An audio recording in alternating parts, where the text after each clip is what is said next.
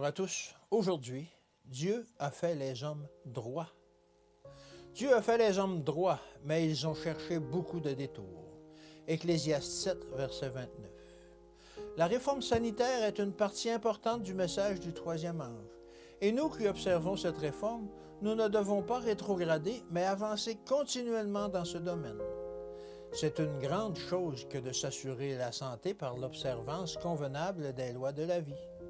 Au nombre des premiers résultats qu'on doit s'efforcer d'obtenir, il faut mentionner la position correcte. Qu'on soit assis ou debout, Dieu désire que l'homme possède non seulement des avantages physiques, mais aussi des avantages moraux et mentaux. La grâce, la dignité, le courage, la confiance et la maîtrise de soi que favorise une attitude correcte. On devrait laisser aux poumons la plus grande liberté possible. Lorsqu'ils fonctionnent normalement, leur capacité s'accroît. Elle diminue s'ils sont gênés ou comprimés. De là les mauvais effets de la pratique si courante, surtout parmi les travailleurs sédentaires, de se tenir penchés sur son ouvrage.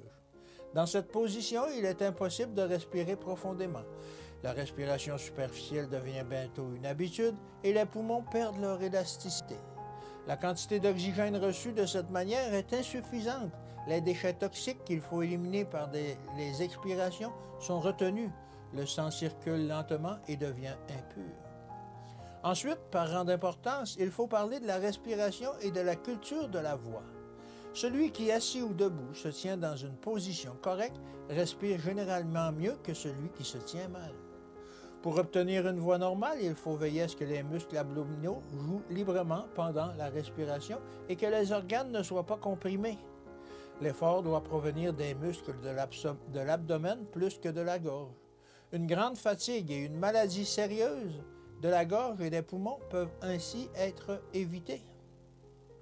Pour jouir d'une bonne santé, nous devons demander au Seigneur de nous bénir et faire en sorte de remplir les conditions dont dépend la santé. Que Dieu vous bénisse et à demain.